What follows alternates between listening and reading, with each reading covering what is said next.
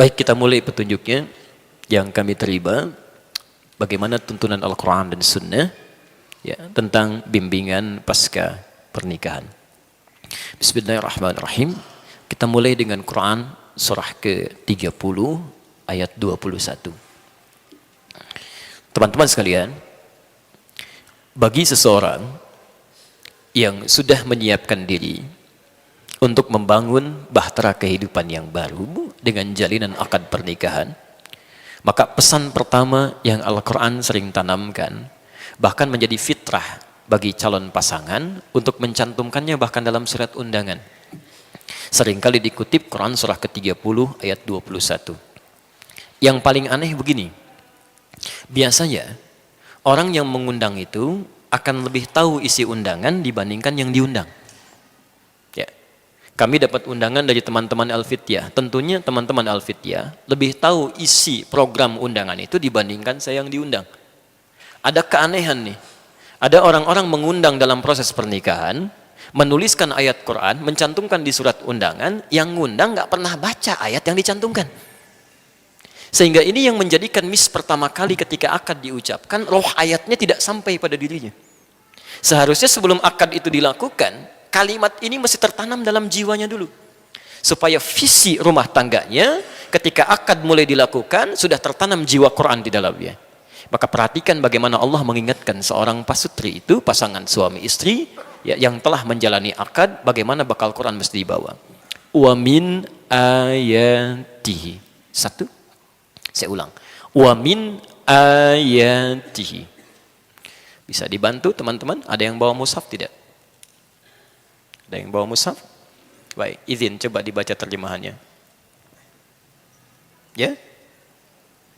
Ayat 21. Wa min ayatihi. Diterjemahkan apa di situ? Dan di antara tanda-tanda kebesarannya. Baik, fokus sekarang ya. Dalam bahasa Arab, tanda itu setidaknya memiliki dua istilah. Paling minimal. Satu, namanya alam. Sering diberikan kata sifat dengan ta' marbutah. Alamah. Diserap ke dalam bahasa Indonesia menjadi alamat. Kalau sudah dimaksudkan dengan kata alamat, itu artinya tanda yang mendekatkan kita pada tujuan. Di mana alamat gedung sate, dengan mengetahui alamatnya, semakin dekat Anda ke tujuan. Jelas sampai sini? Baik. Sekarang, kalimat kedua disebut dengan ayat. Jamaknya ayat. Saya ulang. Kalimat kedua disebut dengan ayat. Ya. Hamzah, wasal, a, ya, kemudian tak marbutah. Jamaknya disebut dengan ayat. Anda baca di kamus manapun, kalau benar ya, tataran bahasanya, ayat itu tidak pernah disebutkan dalam bahasa Arab kecuali tanda yang mendekatkan seorang hamba dengan Allah Subhanahu wa taala. Saya ulang, tidak disebutkan kata ayat dalam bahasa Arab kecuali satu tanda yang mendekatkan makhluk kepada Khalik. Jadi kalau disebutkan ayat, berarti dengan tanda itu kita menjadi lebih dekat dengan Allah Subhanahu wa taala. Karena itu isi Quran disebut dengan ayat. Al-Baqarah berapa ayat? Ali Imran berapa ayat? An-Nisa berapa ayat? Kenapa isi Quran disebut dengan ayat? Karena setiap Anda baca Quran, keadaan Anda menjadi lebih dekat dengan Allah Subhanahu wa taala. Jadi salah kalau ada orang Islam baca Quran, kemudian dirinya tidak lebih dekat dengan Allah, ada yang keliru dalam bacaannya. Ya karena Allah sendiri sudah mengatakan di Quran surah ke-8 itu kan, dimulai dari ayat yang keduanya sampai ketiganya. Innamal mu'minuna alladzina idza dzukirallahu wajilat qulubuhum wa idza tuliyat alaihim ayati zadatuhum imana. Ya, orang beriman itu kalau disebutkan nama Allah saja ada getaran di jiwanya. Apalagi kalau dibacakan ayat-ayatnya, bertambah keimanannya. Jadi kalau ada di antara kita baca Quran, kemudian tidak menjadikan hubungan dirinya dengan Allah menjadi lebih dekat, ada yang keliru dengan cara bacanya. Nah, sekarang ayat rumah tangga ketika telah terjalin ikatan akad itu oleh Quran dibuka dengan kalimat ayat dan bentuknya dijamakkan. Wa min ayati. Seakan-akan melukiskan pesan bahwa maaf, pernikahan itu tidak diperkenankan oleh Allah Subhanahu wa taala kecuali salah satunya menjadi wasilah untuk dua insan ini untuk menjadi semakin lebih dekat dengan Allah Subhanahu wa taala. Jadi kalau saat ini ada orang sudah berumah tangga, maaf, belasan tahun, puluhan tahun, tidak menjadi lebih dekat dengan Allah Subhanahu wa taala, ada yang salah dalam rumah tangganya. Ada yang keliru. Kalau sebelum menikah rajin ke masjid, setelah menikah jadi putus ke masjid, ada yang keliru dalam rumah tangganya. Sebelum menikah berhijab, setelah menikah tiba-tiba lepas hijabnya, ada yang salah dalam rumah tangganya. Karena mustahil disatukan dua orang ini oleh Allah kecuali hanya untuk membangun kedekatan dirinya dengan Allah Subhanahu wa taala. Kalau sudah dekat dengan Allah, yang lain-lainnya mengikuti.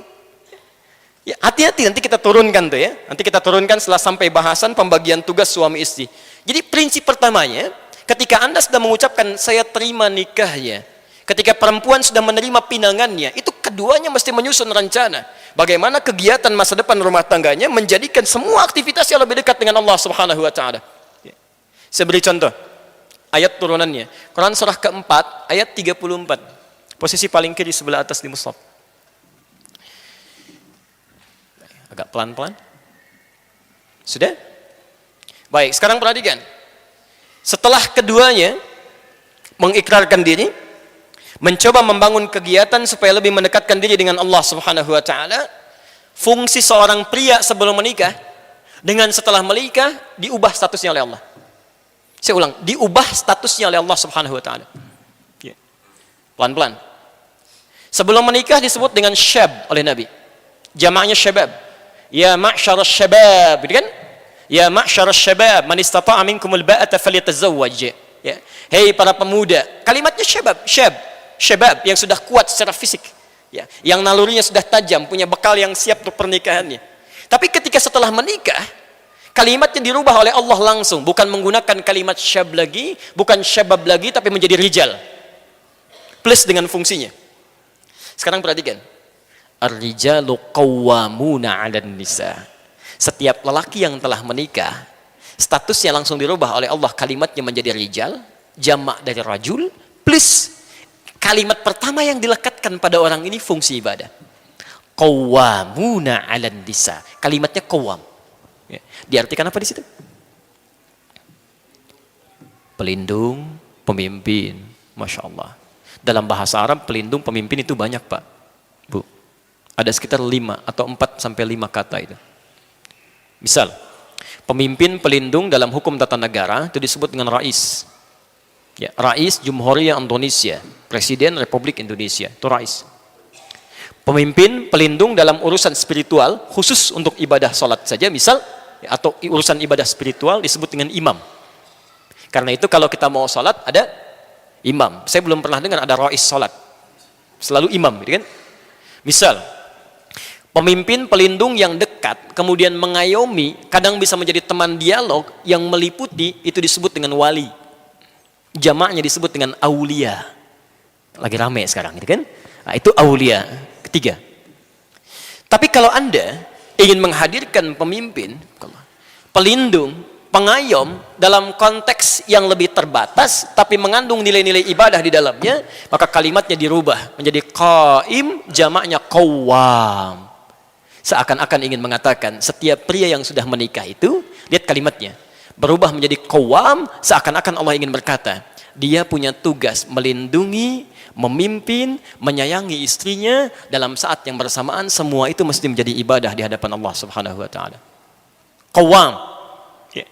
Jadi ketika Anda mengatakan siap menerima, ya, siap, ya Allah saya terima nikahnya, seketika fungsi kalimat ini berlaku bagi kita para pria. Ya. Ibu tenang Bu ya, kita bagi yang suami-suami dulu ya, para pria dulu. Langsung berlaku kalimat qawwam di sini, dan pemimpin pertama bukan pemimpin dalam urusan rumah tangganya, pemimpin dalam urusan ibadahnya. Status antum yang tadinya biasa jadi makmum, seketika berubah jadi imam. Silakan cek. Antum biasanya ke masjid jadi makmum misal. Sekarang, saking inginnya Allah meningkatkan statusnya dari sholat biasa menjadi tingkat lebih tinggi, Masya Allah. Tidak ada urusan lagi sekarang dan tidak ada alasan untuk meninggalkan sholat berjamaah. Anda tidak bisa bermakmum berjamaah ke masjid, pulang ke rumah biasa sendirian, sekarang dihadirkan makmum selama hidupnya. Banyak mana pahalanya, sholat sendirian atau berjamaah? Bukankah dengan berumah tangga status pahalanya ditingkatkan menjadi lebih banyak di hadapan Allah Subhanahu wa taala? Status antum yang laki-laki jadi imam atau makmum? Keterlaluan kalau jadi makmum juga. Imamnya perempuan. Tidak, pasti imam. Pasti imam. Ya. Makanya lihat, orang-orang yang telah menikah, hubungan dengan Allahnya pasti menjadi lebih meningkat. Nggak akan turun. Ya. Jadi mustahil ada seorang pria lisannya ringan mengucapkan saya terima nikahnya, tapi begitu misalnya maaf setelah kalimat itu diucapkan dia tidak siap menjadi imam dalam urusan spiritualnya. Makanya hal yang disiapkan pertama kali bagi seorang yang ingin berakad itu punya kesiapan membimbing urusan spiritualnya. Di antaranya paling mudah jadi imam sholat. Turunan kata qawam itu qaim. Turunannya lagi dari kata aqama, yuqimu. Semua kalimat sholat di Quran umumnya dalam bentuk ibadah diawali dengan kata iqamah. Kalimat salat pertama Al-Baqarah ayat 3. Alladzina yuqimun, alladzina yu'minuna bil ghaib wa yuqimunas shalah. Al-Baqarah 43, wa aqimus shalah. Al-Ankabut ayat 45, wa aqimis shalah. Selalu aqim, iqamah. Dan imam rumah tangga dimulai dengan kata qawam, turunan dari situ. Jadi seharusnya kalau sudah berumah tangga, Anda bisa menjadi imam, salatnya lebih baik lagi. Disalah kalau kemudian ada orang berumah tangga untuk urusan sholat saja dia nggak bisa pimpin. Bagaimana bisa memimpin masalah yang lebih besar lagi? Ya. Ini pernah nyata ya.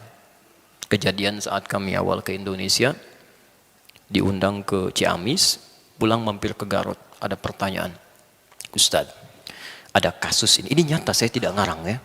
Ini nyata Ustadz, ada seorang sudah menikah, kemudian ibu mertua minta diimami dari ba'da maghrib itu. Begitu ngimami menantunya, ya plus dengan istri dan ibu mertuanya, dia bacakan rakaat pertama qul huwallahu ahad, al-ikhlas. Baik. Rakaat kedua qul huwallah juga. Baik. Maghrib selesai datang isya, imami lagi. Ternyata qul huwallah juga. Baik. Oleh ibunya dikatakan, "Nak, subuh nanti tolong imami lagi ya." Nggak apa-apa kalau rakaat pertama qul huwallah, tapi yang kedua cari yang lainnya. Fikir ibunya ada waktu semalam untuk cari referensi surat yang lainnya. Begitu subuh ini nyata. Mengimami rakaat pertama qul huwallah. Rakaat kedua setelah waladhdallin agak lama begini gitu kan. Tiba-tiba ditunggu-tunggu oleh ibu mertua, nengok ke belakang. "Ma, boleh nggak qul huwallah lagi?" gitu. Masya Allah. Kami ditanya, "Ustadz, apa hukumnya sholatnya?" Saya bilang, kalau hukum sholatnya jelas batal. Tapi pertanyaannya bagaimana seorang manusia seperti ini, orang yang mengaku beriman, kan, kemudian mau menjadi seorang kepala rumah tangga, memimpin masalah sholatnya, bisa menyebutkan hal yang sama. Apa yang dia lakukan dalam selama umur hidupnya? Ya, sampai belum sempat membaca ayat Quran yang lainnya. Baik, jelas sampai sini ya? Ini urusan yang pertama, karena itu teman-teman, pesan Quran yang pertama, begitu kalimat rumah tangga sudah dibangun, bangun kedekatan dengan Allah Subhanahu wa taala, pertama kali khususnya urusan salat. Ini bagian pertama. Silakan Anda cek hadis-hadis Nabi sallallahu alaihi wasallam. Ya, saya beri referensi Al-Bukhari misalnya. Dari nomor hadis 2008 sampai nomor hadis 2010, sampai 2012 ya, posisi paling kanan sebelah bawah. Anda tidak akan temukan Nabi sallallahu alaihi wasallam bahkan dalam salat malam dia kecuali senantiasa mengingatkan keluarganya. Silakan cek. Ya, bahkan bukan cuma istrinya, ya, menantunya Ali bin Abi Thalib diingatkan oleh beliau, Fatimah putrinya diingatkan oleh beliau. Jadi urusan sholat itu, ya, membangun hubungan dengan Allah itu yang nomor satu, itu yang dibangun pertama kali. Ya. Kalau Anda, maaf ya, Anda mengharapkan rizki, mengharapkan ketenangan, kelancaran dalam urusan kehidupan rumah tangga, bukankah yang punya semua itu Allah? Kalau sadar yang punya Allah, kenapa Anda tidak bangun hubungan yang terbaik dulu pertama kali? Itu yang akan menghadirkan kebaikan-kebaikan dalam kehidupan kita. Ya. Karena itu saya agak cepat sedikit ya, karena waktu kita sangat terbatas, tinggal 15 menit lagi. Orang-orang yang membangun hubungan baik dengan Allah di awal mula pernikahannya, maka saat dia menjalankan fungsi turunannya dalam kehidupan dunia, itu semuanya yang berlaku hukum Allah, bukan hukum manusia lagi. Saya beri contoh. Apa tugas pertama kali seorang suami setelah dia menikah? Halo? Boleh angkat tangan yang sudah menikah? Boleh angkat tangan? Jangan-jangan belasan tahun tidak tahu tugasnya ini, halo? Mencari nafkah, Masya Allah. Baik. Teman-teman, sekarang lihat fokus ya. Saya turunkan ayatnya, Anda boleh catat. Sekarang kita berlakukan hukum Allahnya. Quran surah keempat, ayat 34. Quran surah kedua, ayat 168. Quran surah kedua, ayat 172.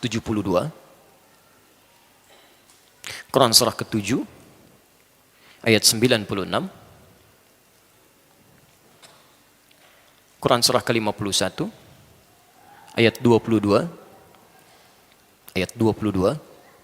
Terakhir Quran surah kedua ayat 29. Ayat 29. Sekarang perhatikan.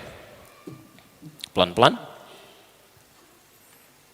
Tugas seorang suami, selain bisa menjadi pimpinan spiritual dalam rumah tangganya, oleh Allah diberikan tugas langsung, perangkat langsung untuk bisa mencari nafkah. Karena itu kalimatnya langsung di Quran disandingkan dengan tugas pertama.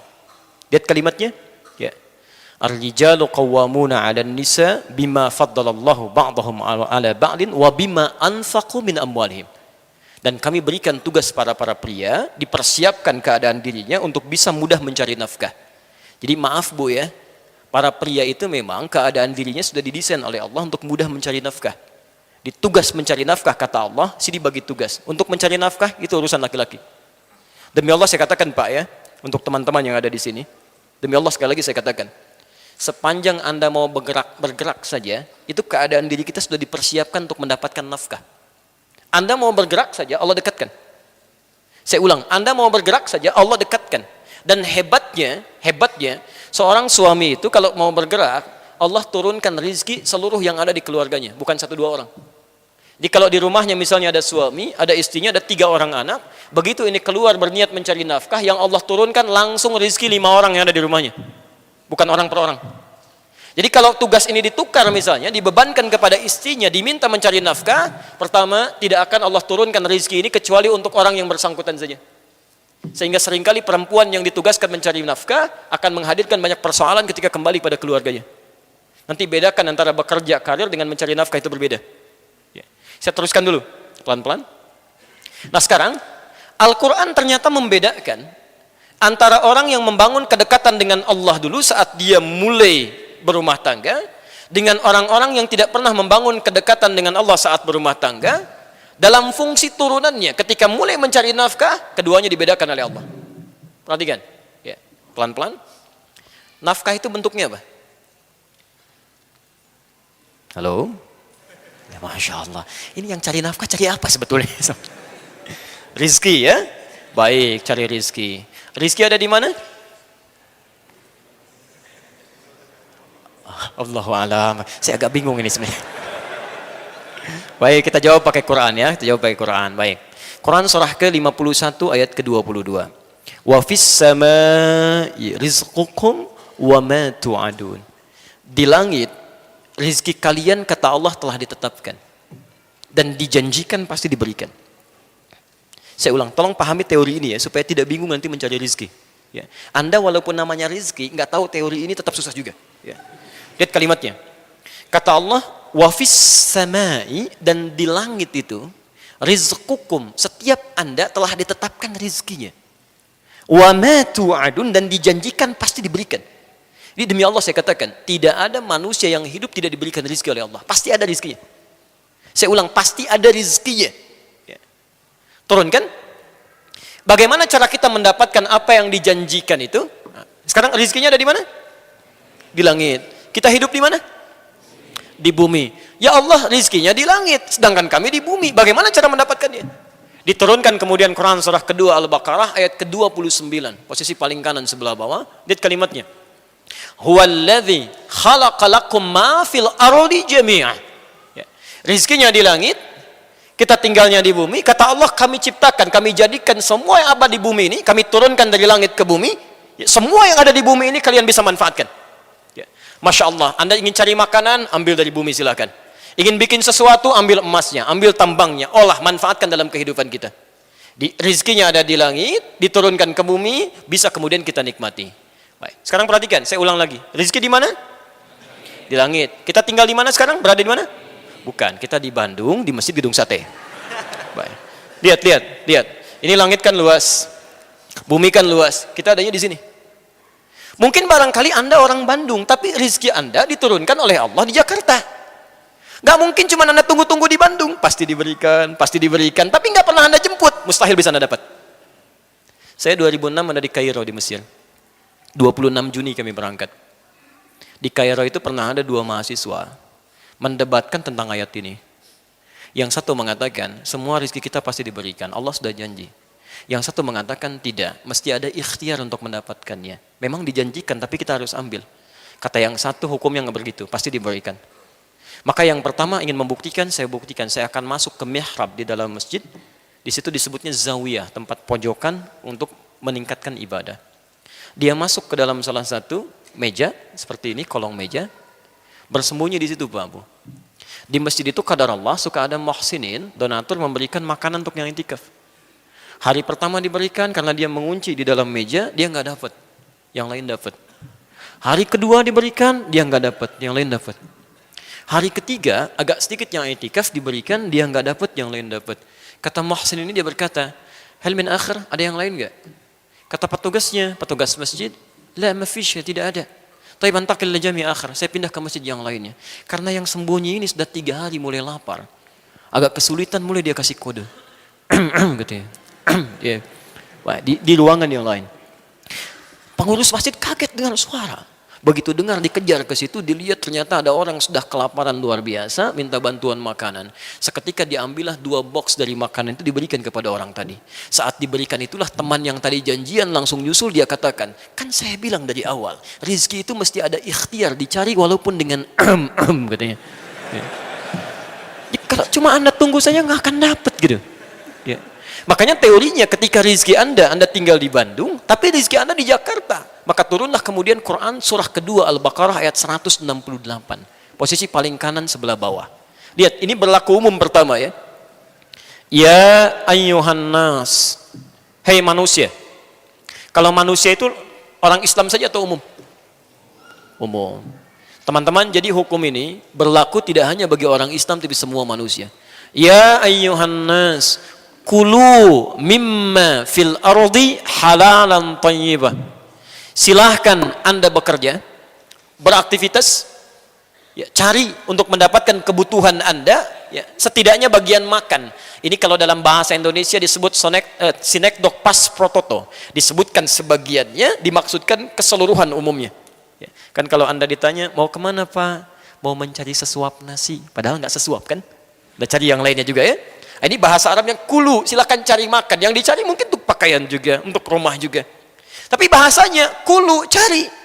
Ya. Jadi rezeki itu tidak cukup didiamkan saja. Allah janjikan untuk diberikan, tapi perjanjian ini berkolaborasi dan equal, ya, bersamaan, bersanding dengan apa? Dengan ikhtiar.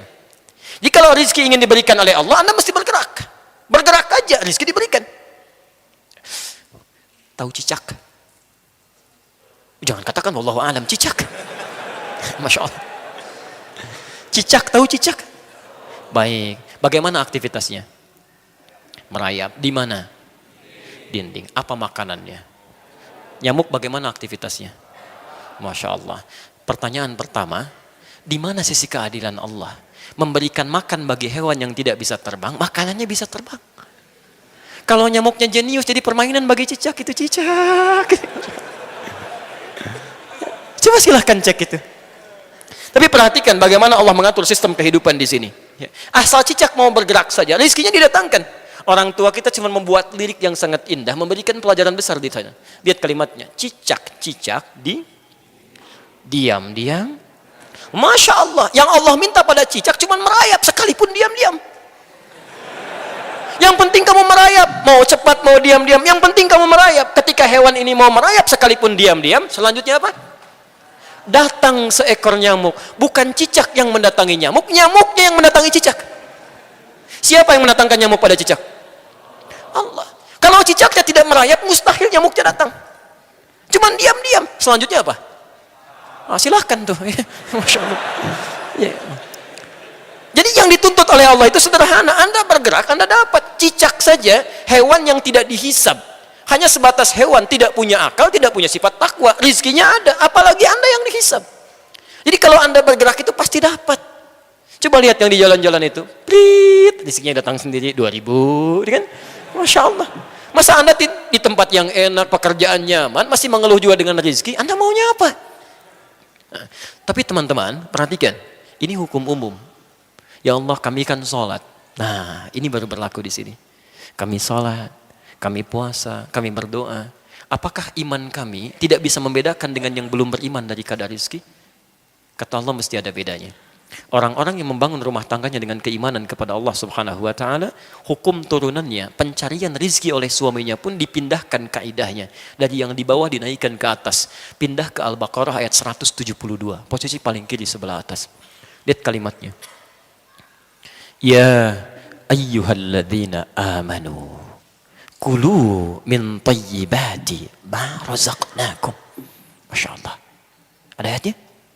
Ya ayyuhalladzina amanu. Hei orang-orang yang telah menyatakan iman dalam dirinya. Kulu min tayyibati ma razaqnakum. Teman-teman sekarang perhatikan, bandingkan dengan ayat sebelumnya. Yang tadi, kulu mimma fil ardi halalan tayyiban. Dia masih berusaha dulu mencari dengan halal, mendapatkan yang terbaik. Ya. Izin. Semua manusia punya ketentuan di sini, kata Allah, mesti mencari dengan cara yang legal, halal. Jadi masalah halal ini tidak ada hubungannya dengan iman juga. Tidak hanya iman maksudnya. Ya, semua yang tidak beriman pun mesti mendapatkan dengan cara yang legal. Halal di sini maksudnya legal, sesuai hukum yang berlaku dalam konteks yang umum. Jadi kalaupun ada orang mencuri misalnya, polisi nggak akan bertanya, kamu orang beriman atau tidak? Ditangkap juga, semua sama. Gitu ya. Nah, tapi kalau Anda sudah mendapatkan bagiannya, dapatkan yang terbaik dari situ untuk dikonsumsi. Ya. Thayyib itu dalam bahasa Arab itu yang menyehatkan secara fisik. Ya, bukan yang semau Anda inginkan Anda makan, bukan. Ya, jadi kalau Anda bertanya kaifa haluk pada orang Arab, dijawab alhamdulillah ana thayyib, maksudnya badannya sehat. Jadi kalau Anda ingin membeli makanan tertentu, berapapun nilainya, pastikan bukan cuma nafsu kata Quran, tapi membuat diri Anda sehat. Ya. Walaupun kesehatan fisik itu tidak harus selalu berkolaborasi dengan sehatnya pikiran dan sifat-sifat yang baik. Karena itu dibedakan. Ya. Kan ada orang namanya thayyib, 2 kali puasa, 2 kali lebaran nggak pulang-pulang. Gitu ya. Itu cuma orang Indonesia.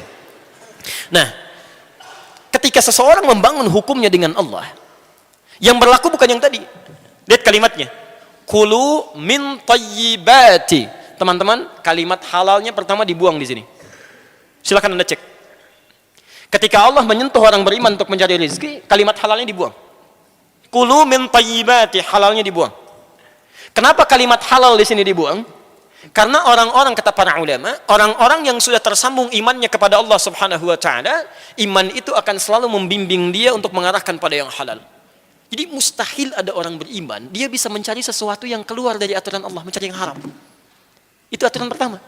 Jadi kalau ada di antara umat manusia mengaku beriman, kemudian menikah, berumah tangga, masih terfikir mencari yang haram, artinya ada yang salah dalam imannya. Hubungan dia nggak bagus dengan Allah.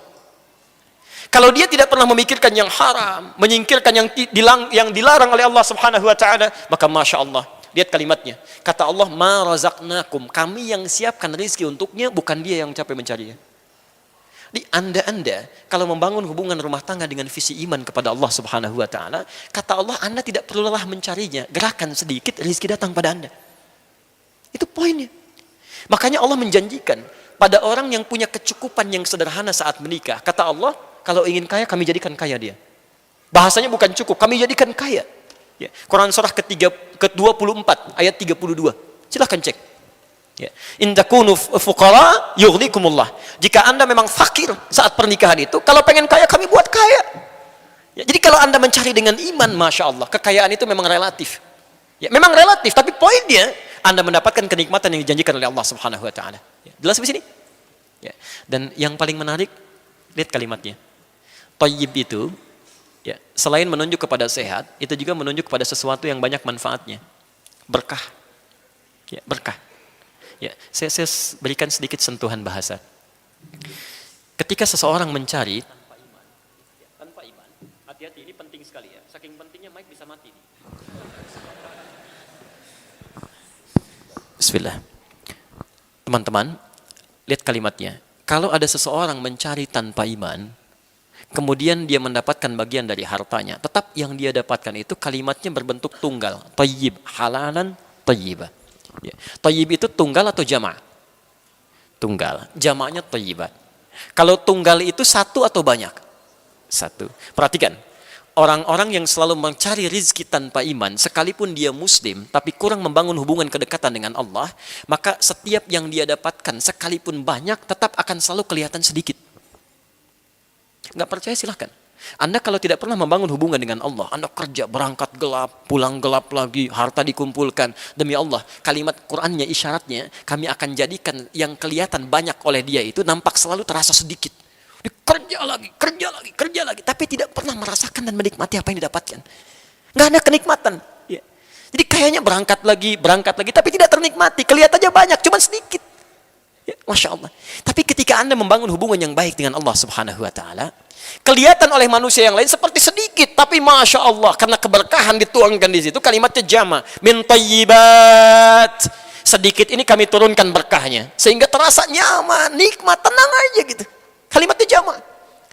Memang cuma dapat 500.000 per bulan, tapi setiap akan cari makan, tiba-tiba temannya datang, biar saya yang belikannya. Masya Allah. Mau beli buah dari kampung ada kiriman, nih Pak buahnya, sudah jadi, gitu kan? Sudah panen. Saya punya teman dulu dari Bukit Tinggi, berangkat dengan kami ke Tripoli, Libya. Bekalnya cuma $50. Selama 5 tahun di Libya, kembali lagi uang itu utuh, Pak, Bu. Utuh dibawa pulang $50. Tidak habis. 50 US. Dan niatnya luar biasa gitu. Ketika berangkat ingin memuliakan keluarganya, ingin membahagiakan ibunya. Orang lain bekerja musim panas, beliau kemudian bekerja juga tapi uangnya dikirim untuk haji ibundanya. Allah balas itu. Begitu pulang, ibunya berhaji, dimuliakan oleh Allah, menikah dengan baik, dan uang 50 US itu utuh. $50. Jadi ada orang-orang yang mendapatkan seakan-akan banyak tapi hidupnya nestapa, capek gitu. Tapi ada orang-orang yang kelihatan seperti sedikit tapi cukup, enak. Kan yang paling enak itu hidup yang pas kan? Pas butuh ada gitu ya, pas perlu datang gitu, itu kan yang nyaman gitu. Ya. Dan banyak itu kan bukan yang kelihatan. Kalau yang kelihatan itu belum banyak, masih kelihatan, masih kehitung. Banyak itu yang nggak kehitung. Jadi ada orang-orang yang hidupnya oleh Allah dibuat nggak mikir, saking banyaknya. Kamu nggak usah mikir deh, biar nggak capek ngitung. Yang seperti itu capek nanti tuh, ya, disimpan, begitu mau tidur lihat berangkas lagi, berkurang sedikit, balik lagi, hitung lagi, gitu kan? Ini enggak. Yang megang Allah, jadi begitu dia butuh, kirimkan. Hidupnya enak, gak banyak pikiran. Coba pilih mana? 5 miliar dalam sebulan tidak berkah, atau 500.000 berkah, dan tidak ada pilihan ketiga, dan tidak boleh maksa.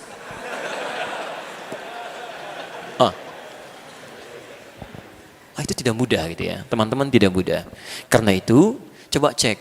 Kalau selama ini Anda berumah tangga, maaf, ya, ada rezeki yang selalu ingin dicari, tapi tidak pernah ada manfaat dari apa yang Anda peroleh itu, berarti ada ketidakberkahan di situ. Ya, mohon izin, ini semua kan harta kita akan ditanya ya. Gak usah diapalin, pertanyaannya pasti akan standar. Dari mana Anda dapatkan, kemana dikeluarkan? Pertanyaan pertama saya, baju Anda aja ini, ada berapa sampai hari ini? Baju yang kita kenakan. Pernah dicek nggak? Berapa banyak yang pernah baju Anda kenakan yang Allah titipkan kepada Anda, berapa yang digunakan dalam hal manfaat untuk Allah Subhanahu Wa Taala? Berapa yang pernah digunakan untuk ibadah? Semua akan ditanya gitu kan. Kita mengatakan kurang, padahal yang di lemari cukup banyak. Dan semua akan ditanya. Kami sering katakan pada teman-teman, kalau ingin mudah hisabnya, pertama kali mengenakan sesuatu yang baru, gunakan untuk kepentingan Allah dulu. Pakai sholat. Di jawaban hisabnya enak. Dari mana fulan kamu dapatkan pakaian itu? Allah Maha Tahu, Engkau yang Maha Tahu. Sebelum hamba jawab, Engkau Maha Tahu dari mana hamba dapatkan. Dari harta yang paling halal ya Allah. Kemana Engkau gunakan pertama kali? Untuk sholat menyembahmu ya Rabbal Alamin. Dan Engkau tahu, Maha Tahu tentang waktu dan tempatnya. Anda kalau punya baju pertama kali digunakan apa? Baju baru pertama kali digunakan untuk apa? Masya Allah, Alhamdulillah. Dari mana kamu dapatkan semua ini fulan? Dari harta yang paling halal ya Allah. Engkau Maha Tahu. Kemana Engkau pertama kali gunakan? Kondangan ya Allah. Cobalah gitu kan, mulai dengan baik pelan-pelan. Nah, kalau keberkahan itu belum didapatkan, berarti hubungan kita belum ditata dengan baik dengan Allah Subhanahu Wa Taala.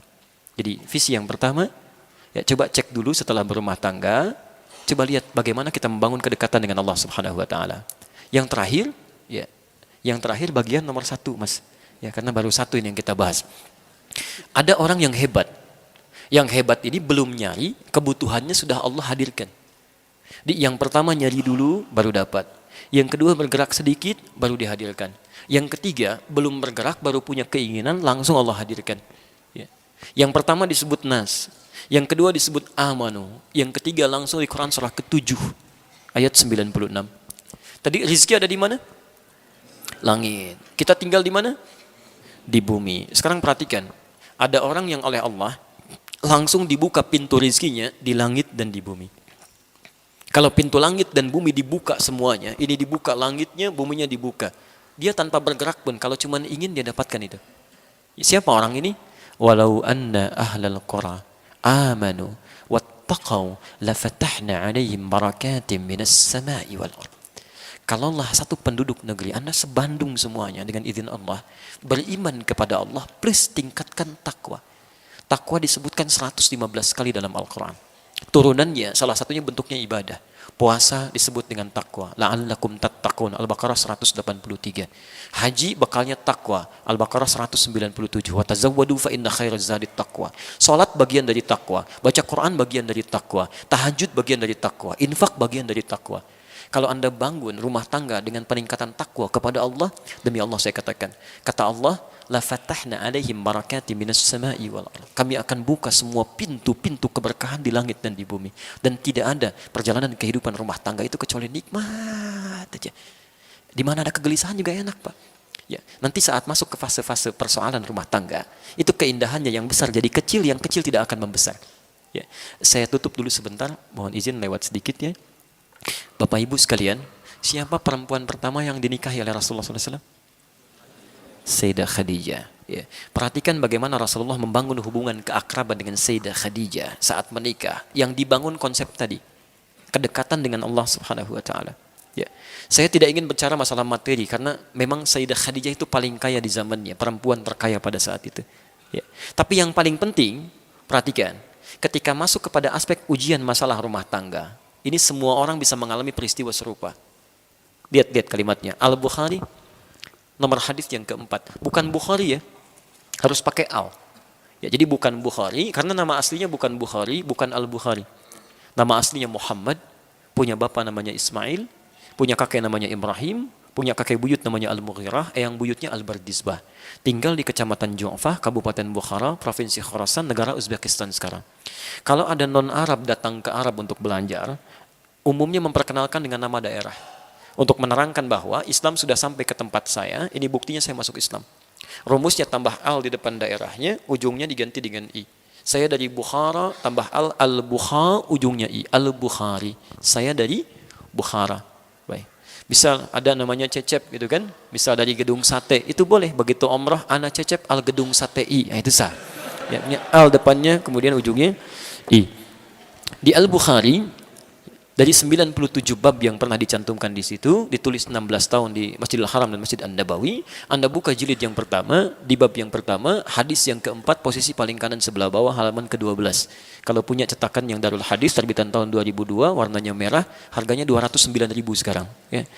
Teman-teman, dikisahkan oleh Jabir bin Abdullah radhiyallahu ta'ala anhuma, saat wahyu turun, ya, wahyu turun pertama kali Iqra itu, setelah itu Nabi semakin senang ke Gua Hira.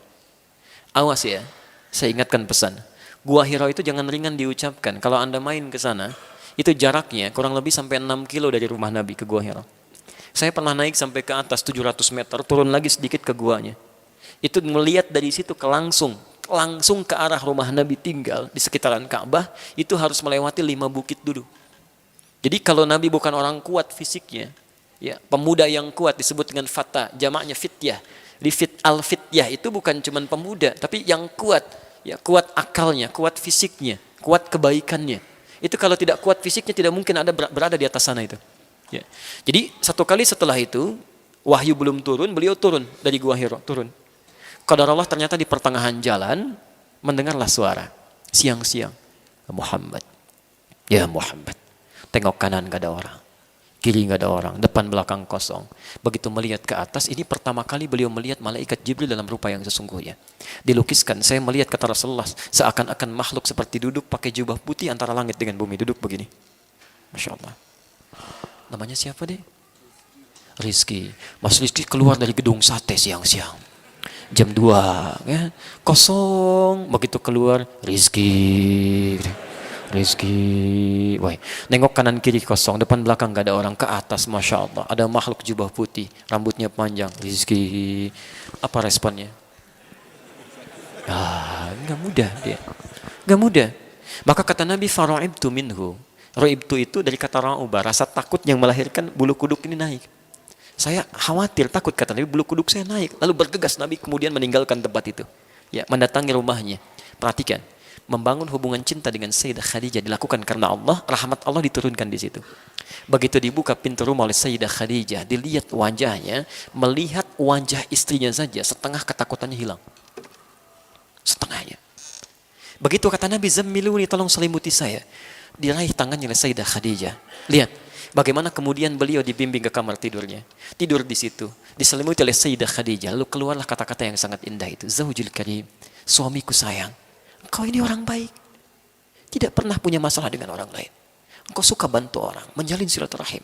Yakinkan pada jiwamu saat ini, aku akan selalu bersamamu dalam suka dan duka. Aku akan selalu bersamamu, Masya Allah. Seketika kesulitannya hilang pada saat itu.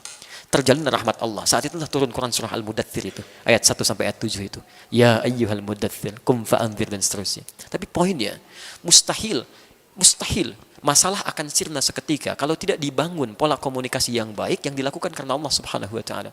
Dibuka pintunya, melihat wajah istrinya, setengah masalah suaminya hilang. Ya. Ibu, istri Nabi ada berapa, Bu? Ya. Masya Allah. 9 yang hidup bersama Nabi, 2 kemudian meninggal lebih dulu, dan 2 terpisah dengan Rasulullah SAW.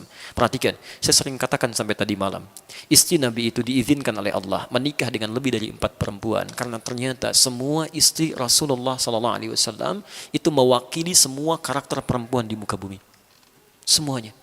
Silahkan Anda belajar tentang sirahnya. Jadi kalau ibu pelajari, Bu, ya, ibu akan lihat di antara karakter ibu itu pasti akan ada yang mirip dengan salah satu istri Nabi SAW. Sebelum menikah dengan Nabi, dari yang paling perhitungan sampai yang paling cemburuan, ada, Pak. Sebelum menikah. Tapi ketika menikah dengan Nabi, semua diarahkan dengan ridha Allah, dengan rahmat Allah kepada kebaikan-kebaikan. Yang cemburuannya pada dunia, sekarang bagaimana caranya kalau dia tahajud, saya bisa juga. Yang urusan perhitungannya uang belanja, sekarang setelah menikah dengan Nabi, bagaimana caranya satu kurma jadi ibadah.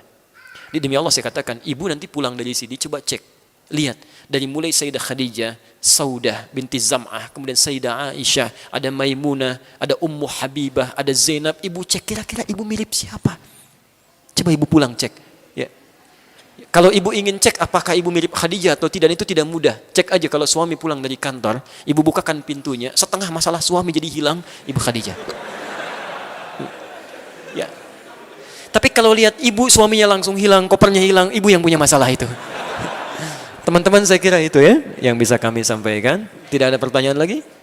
Sudah baik. cukup. Kalau sudah dirasakan, Ya. maaf saya tanyakan, jelas uraiannya? Jelas ya, paham?